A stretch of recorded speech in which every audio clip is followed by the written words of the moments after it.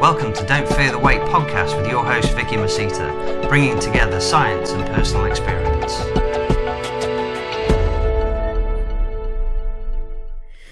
Hi guys, welcome to the next episode of Don't Fear the Weight with your tiny titan host Vicky Mirceta. I am never changing, I'm always here, and as you notice, I'm trying to conserve energy now by sitting down. It's the first podcast I'm doing sitting down, so I haven't shrunk, I promise. I just decided to lower my level a little bit.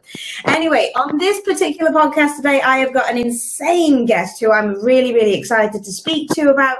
By the way, he's not insane. It's just the fact that he's incredible. And that's the reason why I called him insane. It's Mark Smith. How are you, Mark? Evening, you all right? I'm really good. Thank you so much. And thank you for giving up your time this evening to come and have a chat with me on Don't Fear the Weight. Now, for anybody who has been living under a rock for kind of the last 2 years or so, do you want to give everybody a little bit of an introduction about who you are and the reason as to why I've obviously brought you onto this podcast? Yeah, so I'm currently a disabled strongman. So I'm an amputee, I'm ex-forces.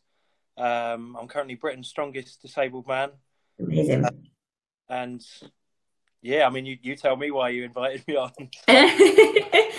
Well, it was actually really interesting. I've been following you, Mark, for a long time now. Well, obviously, since you've been in the public eye of social media. And I just found everything that you do incredibly inspiring. I really do. And recently, there's been a lot about overcoming injuries and training through injuries, or just kind of sitting down with your feet up, or not doing things and not pushing through. And basically, the things that you're doing now are... It's literally sticking two fingers up at everything that people say like that, isn't it? By saying, you know, just relax and kind of get on with it and then don't do it. So, I mean, take us through the mindset of how you had to deal with losing a limb. And, I mean, if you're comfortable in talking about it, how did you lose the limb and what happened? And did you think that everything was over for you at the time? And to be honest, so I lost my leg in 2011. It was during a live firing incident in Canada. So we were on a training exercise basically to deploy back out to Afghanistan. I was one of the sort of instructors overseeing the live firing range, and I was unfortunately shot through a compound wall. right. So I took sort of several to my right leg and then one round to my shoulder. So I mean, to be honest, like my outlook on it was never really about becoming an amputee, you know, because at the end of the day, I would rather be missing a leg than not be here at all. So, Absolutely. but that was a sort of small price to pay. But it was more that the hardest part was all I'd ever wanted to do was be a soldier. Right. So I never really, some people have sort of backup plans, alternatives. All I ever wanted to do was do that throughout school, you know, and I was enjoying my career, and it was going well. And so that was the scariest part, was what the hell am I going to do now? Yeah. And the mentality side of it, I think it's infectious. Once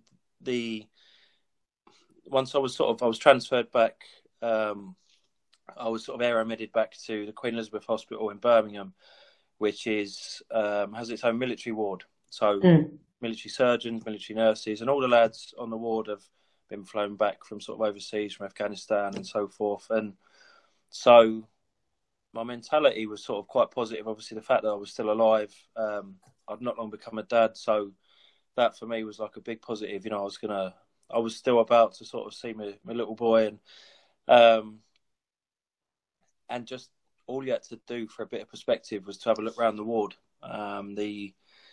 The three lads that were in my room, once I was sort of well enough to come off intensive care, lad opposite me was a triple amputee. The arm that he had left was broken. So, you know, and he was one of the most positive people I've ever met. And lads in the bed, you know, over the other side of the room, his vehicle had hit an IED, partially detonated, his legs were broken. And then the lad to my right was missing both his legs below the knee. So in my eyes, I had no sort of right or reason to moan or feel sorry for myself, because in that room and on that ward, I was one of the least injured blokes. So I think my sort of like just crack on attitude sort of came from, you could be in a much worse position than you are now. You've only got to look literally sort of 10 feet away in the bed opposite, and sort of and worst case not be here at all, which this is it. Yeah, that was sort of a very real possibility on the day that this happened and in the following days. So so to be missing one leg and still be here, like, that's, I can sort of live with that. yeah, absolutely. That's incredible. And from there then, so obviously you had your leg amputated. Was there, obviously I take it there was a lot of rehabilitation that was going on. Were you ever told that you would never be able to do some of the things that you are doing now? Yeah, for myself, like the lads who have obviously trod on sort of IEDs, generally what they've sort of got left from sort of speaking with those lads and the prosthetists and so on, their limbs that are left are generally quite sort of healthy, because what's been sort of blown away was the sort of affected area. So some of their sort of stumps are quite healthy. With myself, the gunshots came out of my sort of groin, basically. So from the top down, my leg was affected rather from the bottom up. And right. So even what I've got left is damaged. So they said to my wife when I was in intensive care, they didn't think the leg would sort of work. They thought it would just be sort of a limb that sort of had no use really. Because the amount of nerve damage, my femoral artery was sort of blown away. So I remember she sort of burst into tears. So I'd been in intensive care for a couple of weeks, and the leg moved maybe an inch, and I didn't really understand why at the time. I didn't know about that, and she said that the doctors said you wouldn't have the use of the leg. So for me to even sort of move the leg an inch was like progress. So once I was aware of that, everything was just little steps basically. And there's a lot of, I'm missing my hamstrings, my adductor muscles, 3 of my 4 quads are gone. So things like being able to walk on a prosthetic leg were looking unlikely from the sort of doctor's point of view, and running as well, running on a blade. I had to sort of really, really pester and annoy my consultants to sort of let me run. Just to have that sort of feeling of that cold air on your lungs again, to go, because I walk at snail's pace now, so to go quick enough that you could just feel that just once, just to sort of tick that box and sort of, close that chapter. But everything for me was just little realistic sort of goals, and then each time you tick one off that you've achieved, you're still making progress. So that was my attitude from sort of day one, really. That's a great mentality, isn't it? I mean, I don't know if you followed me a couple of times, but I keep on saying you've just got to tick those boxes, and if you tick those boxes every single day, you'll obviously get to where you want to be in the end of it. So it's a great mentality to have. So after those boxes were ticked, you went into bodybuilding. I did, yeah. Yeah. So talk us through how you got into bodybuilding. What made you think, okay, I was a soldier, now I can't be, so I'm going to do this? So when I was in hospital, I'd lost a lot of weight. I'd gone from sort of just an average size bloke, to be honest. Obviously, like, when you're away with the army all the time, you haven't got the facilities or the time to train or to eat well, and so I was just sort of like an average size bloke, to be honest. But going from average size to then losing everything, I'd dropped to just under 9 stone. Oh wow! But 2. So that got to me, along with sort of the realization that I was going to lose my army career. It was also every day sort of wheeling myself from a hospital bed to, the shower room, and then seeing myself in the mirror and just seeing myself look really gaunt, really ill, really sort of almost malnourished. And that was something where I said, when I come out of hospital, I'm never, ever going to look like this again. And so when I got to Headley Court, from day one, every spare moment I had, I spent in the gym. I started eating right and stuff again. And then obviously sort of accepting my army career was going to be over, I looked at sort of what could my next steps be. And I knew I wanted some sort of physical challenge. I needed something to sort of get me out of bed in the morning, to sort of up and challenge me. And most lads, sort of boys, adults, like, at some point in their life have idolised Arnold Schwarzenegger. Yeah. I was no different. And I'd always sort of, since losing my leg, I'd looked at it and thought, I'd love to have a go at that one day. And then it just happened not long after I'd left Headley Court and I'd been discharged from the forces. I'd read about the Hercules Olympia. It included the first ever disabled bodybuilding competition in the UK. And it was almost like I was sort of meant to read that sort of article. And it really sort of, whet my appetite. So I got in touch with the organisers of that competition. I said, look, I've read about, the lads with cerebral palsy that have done your competition. I'd love to know, like, when the next one's going to be. And then, I found out there was going to be one in Margate 5 months from then. And it was the Pure Elite competition, more of a sort of physique one. Yeah. But they were including a disabled bodybuilding category. So I was like, right, I'll sign up. And in my mind, once I've committed to something, I can't pull out of it, and so that entry form was in and I was doing it. So then it was just about, right, I need to sort of train with the right people. I need people to sort of, guide me. I was like a sponge in a way. I wanted to learn the best off of everybody. And just to sort of, for a bit of closure, I suppose, from becoming an amputee to be on a stage, obviously sort of in just a pair of posing trunks, my prosthetic leg sort of fully on show and stuff, and being on a stage and sort of having all that on show, but I wasn't looked at as an amputee. The things the judges were judging me on were everything I had left. It wasn't, well, he's missing a leg. It was, oh, look at his muscle mass, his definition, his conditioning, everything like that. So that was a nice feeling to be looked at as someone as look at the hard work you've put in, the time, the effort, and the response from the crowd as well. So once they sort of called me out for my routine and talked about, well, this is what Mark's done in the forces, this is how he lost his limb, to get like a standing ovation from a sold out theatre, I loved it. So that was like a real positive for me, because my leg suddenly wasn't such a negative thing.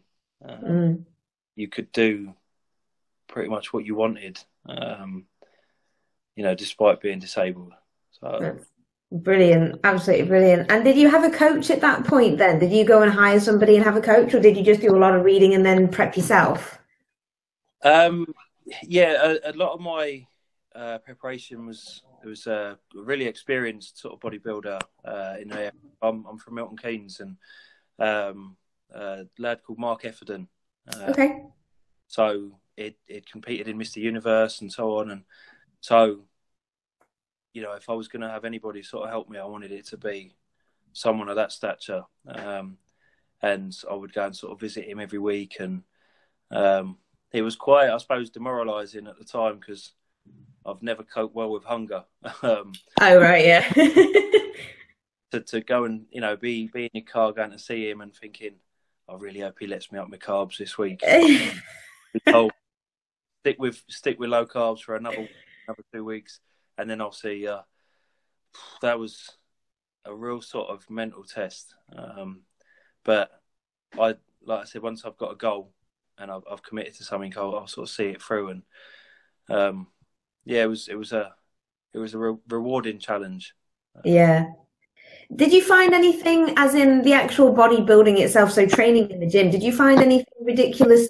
Well, not really ridiculous, but did you find it a lot harder in some ways than others, or did you concentrate more? Because obviously bodybuilding's got a lot to do with symmetrical sports as well. So I take it that you did still train legs. Yeah. Did you do anything completely different than what we would normally do? Did you still leg press, for example, with your prosthetic on, or did you just kind of unilaterally do a lot of leg work? So when it came to sort of training my leg, I just had to sort of improvise. I played about with different things to find what I realistically could and couldn't do. My prosthetic leg has got sort of weight limits and stuff on it, so quite early on I realised I would have to take my leg off when I'm training legs, so that I don't obviously break my prosthetic leg. Yeah. Yeah, it was an enjoyable thing, I suppose, to sort of, can I do this? And then, that sort of feeling of, well, I can still do this. And then that, okay, so I can't squat, with free weights, but okay, I can squat in a Smith machine, So it was like, well, it's sort of adapting it. So I enjoyed the challenge, and I think the main thing I was picked up on with symmetry, as a positive rather than sort of hindering me, was one of the gunshots hit me in my right shoulder, so I'm missing all my anterior deltoid on my right hand side. Right. And one of my competitions that I did, one of the judges come to speak to me afterwards, and then noticed my shoulder. And he was like, "He said, what's this?" And I said, "Oh, I was shot in my shoulder as well." He said, "You can't even tell."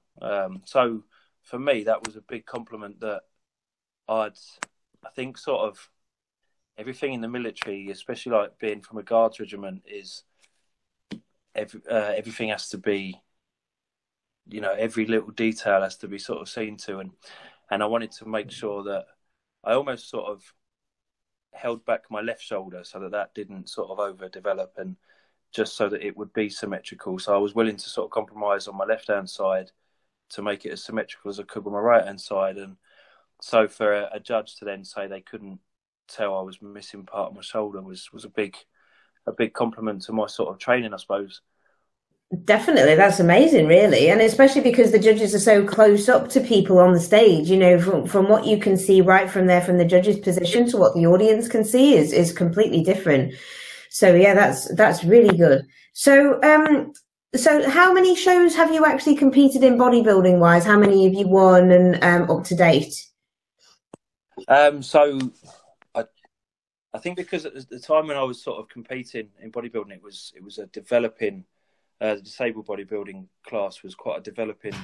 So Yeah. I sort of took one for the team in a way, and it's like, right, if we're going to showcase this, we need to be prepared to sort of put ourselves forward often. So I did 9 shows in the space of a year. Wow, that's a lot. Yeah, which probably was the reason I ended up coming away from the bodybuilding, because that sort of killed it for me. That did. I lost the enthusiasm towards the end, and it became more about getting blokes on stage rather than enjoying it. Right. Okay. But I did enjoy sort of quite a lot of success. I think I won 5 or 6 of those 9 competitions. My main sort of highlight was being invited over to the Phil Heath Classic in Texas. Yeah. So that was, I've got things I did enjoy. Obviously, the very first time on stage, getting a chance to compete in a local show in my hometown, and then obviously sharing a stage with, Mr. Olympia himself. Like, being called back onto stage after my routine. Phil Heath comes to do his guest pose, then calls me out on a microphone to come back up and join him, and then being in the likes of Muscle and Fitness, Flex Magazine, Muscular, like it was. To then land back at Heathrow and turn my phone on, and it was like, wow, like it's everywhere. So Yeah. that was something I'll take with me. It's that was by far my most enjoyable sort of experience in bodybuilding. Amazing. So then what happened is that you moved away from bodybuilding. I take it because you were so hungry over the last kind of 12 months. Yeah.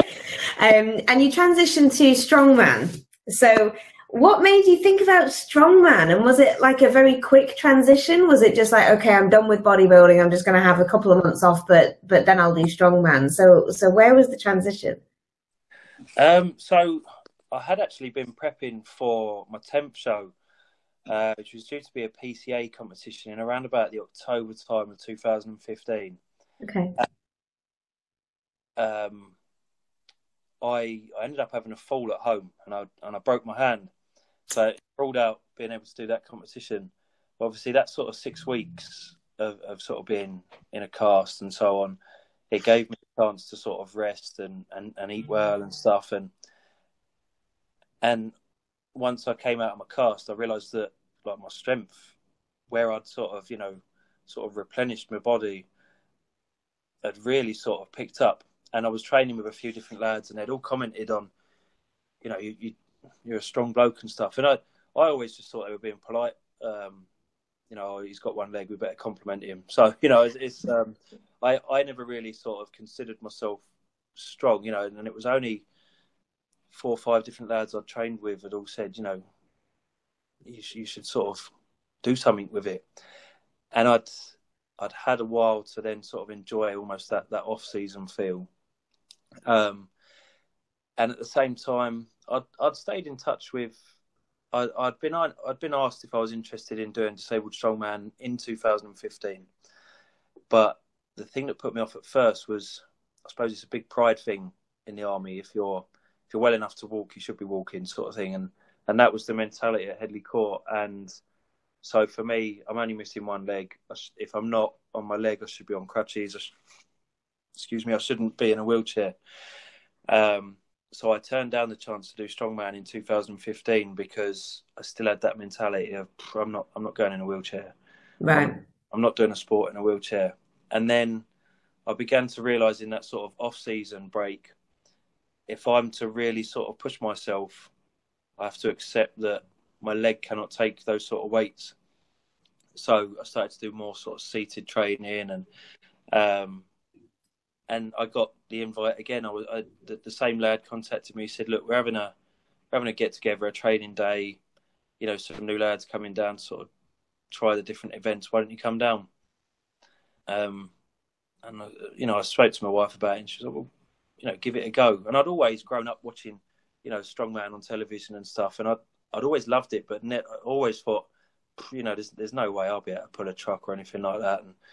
And so I went down, had an open mind, was still a bit sceptical about being in a wheelchair, but like a top group of blokes, like really sort of, it was the first time I felt like I was around a group of squaddies again. It was a similar sense of humour, similar mentality, and I thrived off that because I was missing. I was still, throughout the bodybuilding, I was still really missing being in the forces. Because the bodybuilding is quite a lonely path, and I didn't really take to that side of it too well. Whereas the strongman was straight away more close knit. They did a lot. They met up a lot and did a lot of training sessions together and stuff. And I had to go at the events. And my very first time, I'd never touched Atlas stones and stuff before. And I'd picked up the 100-kilo Atlas stone on my first ever sort of day of trying it, and they said, for someone that's never touched stones and stuff before, you should enter the Britons. And I said, well, when's that? And they said 6 weeks time. And I said, there's no way, like I'm just going to embarrass myself. They said, no, give it a go. And so I did, and I said I'll just keep an open mind and use it as a learning curve, a bit of experience my first year. And I really sort of enjoyed the training, invested in my own sort of Atlas stones, log, all this sort of stuff. And I was really enjoying, I had that energy and that enthusiasm back. I was eating well. I think my body was sort of just keeping every single calorie. It was sort of really enjoying that side of it. I had a lot more sort of energy, a bit more of a, excuse the pun, but like a spring in my step. Like, Yeah. And so the morning of the competition, I drove down and it was like, I'll be happy with top 10. And I won Britain's Strongest Disabled Man in my first ever competition. So I loved it. Like, you know, the crowd sort of, you know, getting right behind you. The very first time you start pulling a truck and you see the wheels turning, you know, when you've done the fastest time on the Atlas Stones and you win that event and people are, you know, sort of going, cool, you know, you're in the lead at the minute, and you start to think, oh, actually, I can win this. And I absolutely loved it. And I think because it was a good group of blokes, everyone was really supportive, really sort of helpful. You know, if you were missing your lifting straps, someone would help you. Whereas I sort of found with a bodybuilding, everyone put their headphones on, hoods up, and kept themselves to themselves backstage. So it was like polar opposites, really. And so I just thrived off everything. I enjoyed the whole experience. I could have come 15th, 16th that day, but it was the whole experience of being around sort of good blokes, good atmosphere, proper like sort of strength challenges. No sort of grey area. No sort of judges' opinion. Yeah. And that was a big thing for me. It was when you would do a bodybuilding show, say you had won, and there would always be people you can pick up on the comments in the crowd or backstage once you're back there, and it was opinions. It was, oh, he shouldn't have won, oh, he should have won, he this, he that. Whereas Strongman, there was no grey area. If you won, people congratulated you. It wasn't, oh, well, he only won because of this, you know. Yeah. He's my mates in the same gym and he's a judge. And so it was just, he got the fastest time on the truck pull, congratulations. And so it was just, I liked that. There was no, you know, when I won that competition, it was just all congratulating. Yeah. Yeah, I just from that moment on, I knew I would sort of never step back on a bodybuilding stage again. I'd sort of found my sort of niche then. Definitely. So what happened in regards to your training? Where training obviously changed. Do you still do some kind of bodybuilding training on your off days from strength training, or do you do a lot of how do you set up your training week, I suppose, is what I'm trying to ask you. Yeah, so I've stuck with the sort of bodybuilding side of it. But obviously where I'm sort of getting in a lot more carbs and stuff, I've got a lot more. The one thing I always noticed when I was prepping for a show was once you lowered your carbs, the strength was the first thing to go. Sure. Whereas to sort of live on high carbs is, you know, I just noticed that I could still do my bodybuilding training, but I could make a lot more progress. So I do 3 days a week in the gym. So I'll do a back session, a leg session, a chest session. And then my other 2 days a week, I'll be doing my event training. So we will know 3-4 months before a competition what 5 events are going to be on the day. And so I will split those over the 2 days. So I'll do a truck pull on Atlas Stones on a Thursday. And then, for example, a log press, a deadlift, and a shoulder press on the Friday. And so they'll tell us the event weights and stuff as well. So again, paying that sort of attention to detail, I'll lift more than I need to, so that come the day of the competition, it's not a shock to the system. Right. But yeah, so I do still sort of stick to the bodybuilding side of things when I'm in the gym. And I enjoy that side of it. I always enjoyed training. I just didn't enjoy the sort of the lack of energy, the feeling so lethargic. So yeah, like the best of both. That's it. You get to do all the bodybuilding training with all the carbs. Yeah. And let's face it, as I always say on social media, carbs are yummy. So you shouldn't really get rid of them. I love carbs. I have lots of carbs every single day. So I'm a big believer in that as well. Okay, awesome. So have you got any competitions coming up soon? We've got quite a busy year in 2018. So the Britons has sort of rapidly taken off with numbers, and at this year's Britons we had combined in the seated and standing classes, we had 26 athletes. So it makes for a very long day. So now we're now having to qualify for the Britons. So in April, we now have to have England's strongest. So right, okay. Before, where Britain's was open entry, we now have to qualify for the Britons. So that's added another competition. So that's my next one. That's April the 1st, and that's at Brands Hatch.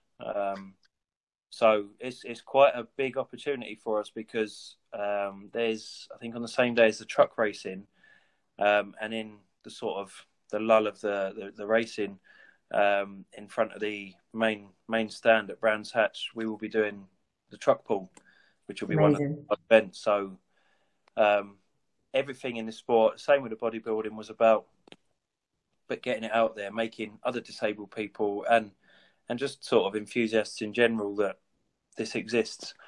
So should England's go well, Britain's will be in May time, and then I'm actually delving into sort of hosting my own competition.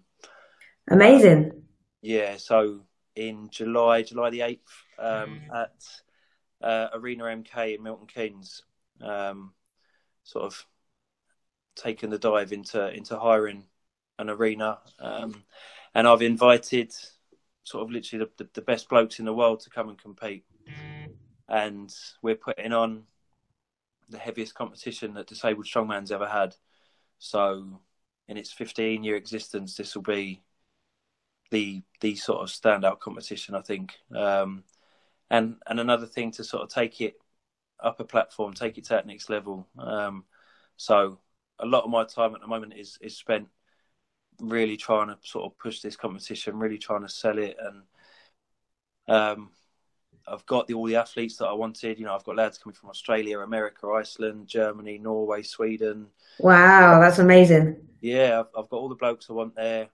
I've got the kit that I really wanted. So the events I really sort of hoped I could have are possible. Now it's just a case of putting sort of backsides on seats and showing ourselves off. So we're going to have a truck pull. We will be shoulder pressing a quad bike, which is going to be a challenge, especially with myself, you know, missing part of my shoulder. Yeah, with your shoulder, yeah. Yeah, but I'm enjoying the challenge of it. So the quad bike works out around about 160 kilos. Okay. So it'll be as many reps as you can on a Viking press of a quad bike. Then we've got a car Hercules hold. So you'll be sat in the middle, cars up on ramps, handbrakes off. You're holding onto the chains as long as you can. Then we've got a barrel load deadlift. So first barrel will go in 50 kilos up to the seventh barrel, which will be 350 kilos. So all 7 in total. Yeah, the last lift will be a 350 kilo deadlift. And then the final event will be the Atlas Stones, which in the seated and standing, we've gone for world record stones as our last stones. So in the seated, I've managed a 140 kilo stone, which is sort of an unofficial world record in the seated class. So we're going for 150 on the day. Wow. And at the moment, the official world record in the standing is a 150 stone. So we're putting a 160 in on the day. So yeah, it's really sort of whet the appetites of the lads that I've invited as well, because they can see just how much sort of time and enthusiasm I'm putting into this. Definitely. And if you pick up that stone, that's more than a PB, that is, isn't Yeah. it? It's, yeah. And obviously getting to sort of compete in my hometown and having, you know, this is what the lads deserve. You know, they deserve the big sort of song and dance of the, you know, having an entrance with their own music, having like a ring walk, I suppose. You know, the lights, the pyrotechnics, the smoke, the crowd sort of, you know, having the heaviest events. I want everything about it to, you know, those lads that are making the effort to come from sort of Australia and America and so on. Yeah, massive trip. Yeah, to feel like that was money well spent and that they've taken part in something big. Definitely. And then hopefully, I think the thing I've found at the moment is, like with the disabled bodybuilding and the same with disabled strongman, is that a lot of people's reaction is, "Oh, I never knew that existed." Yeah. And so that's my ultimate aim from this is to really put it on the map, so that, you know, the average person knows it exists. People know of the Invictus Games, they know of the Paralympics, and I want Disabled Strongman to get that same recognition. So, yeah. Awesome. Well, there you are, guys. You've heard it here on Don't Fear the Weight First. So I will be making sure that I will be making an appearance on that one, because I absolutely love Strongman and Strongman events and everything to do around it. So I'll obviously be keeping in touch with yourself and making sure that I have all the information, and I'll put it out on everywhere to get those bums on seats for definite. So, okay, great. So we're just coming up on time here now, Mark. So I obviously know that we're both very busy, and you especially want to get back to your wife and child and things. So what is the one thing that you would advise, or just give anything for the listeners out there to just kind of think about when it comes to training or overcoming injuries or their mental attitude towards something? I think anything, you know, whether it's losing limbs or, you know, tearing a pec or anything like that, they're minor setbacks as long as you sort of stay positive. And, you know, the body will sort of pile in long before the mind, you know, and as long as you stay positive sort of mentally, I don't believe there's anything you can't sort of turn your hand to. You know, I had surgeons, like I said, sort of that were saying, you know, this leg's not going to be any use to you. I can walk, I can run. Not very fast now that I weigh sort of 18 stone. I'm not the fastest of runners anymore, but yeah, but you can pull a truck, so yeah, you know. I'd rather pull a truck, but you know, it's just I believe that, you know, if somebody wants something and they're willing to sort of dedicate their time to it, and they're enthusiastic enough and passionate enough, that, you know, there's no sort of limit to sort of what you can achieve. And I think the sport that I'm in now, and likewise with the bodybuilding, it's hard enough to sort of get down to 3, 4, 5% body fat as an able-bodied person. So to step on stage with lads who had cerebral palsy, spina bifida, you know, paralysis, and they're still getting their cardio done twice a day, and, you know, and the same in the strongman, you know, you do have people, like you said at the beginning, who sort of have aches and pains and sort of, oh, I'll take the day off the gym today. Like, I've never ever heard any of these lads that I compete with ever complain once about their disability or anything hurting, or I can't do that. Everything to us is a challenge, but we sort of thrive off that. And hopefully that's a mentality that can rub off on able-bodied people, you know, in their training. Is that, you know, you just, there's a thing in the army, you just got to crack on. Yeah. I love that. I'm actually going to call the title of this podcast that, just crack on.